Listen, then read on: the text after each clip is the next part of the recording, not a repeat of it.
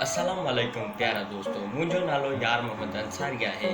मां 8th class जो शागिर्द आहियां। प्यारा दोस्तों, असां तमामु घणा थोराइता आहियूं सैयद मुराद अली शाह साहब वज़ीर आला सिंध ते। असांखे असांजे खानदाननि खे हिन ख़तरनाक वबा मां लॉकडाउन करे बचाए वेठो आहे।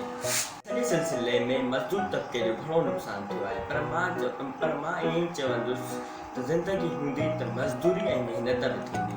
सियाणनि जो चवणु आहे त जी ख़ुशि त जान ख़ुशि।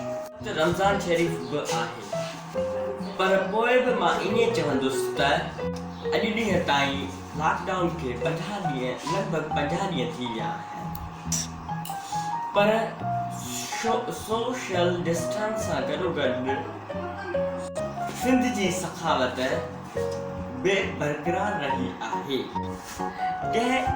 कंहिं पाड़े वारे पंहिंजे ग़रीब पाड़ेसिड़ीअ खे बुख ते रहण न ॾिनो आहे। ॾुख जहिड़ी ॻाल्हि आहे, वारी माण्हू रेट लिस्ट ते नथा हलनि। हाणे त पेट्रोल बि तमामु घणो सस्तो थी वियो आहे, पर महांगाई ॾींहों ॾींहुं चोट चढ़ंदी थी वञे।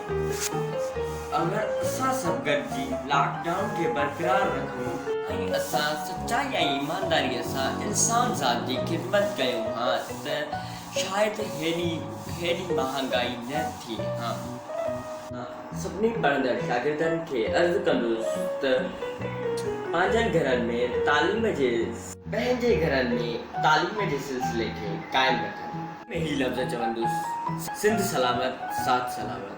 वज़ीर आला सिंध सैयद मुराद अली शाह खे अल्लाह साईं खे संदर नेक मक़सदनि में कामयाब करे।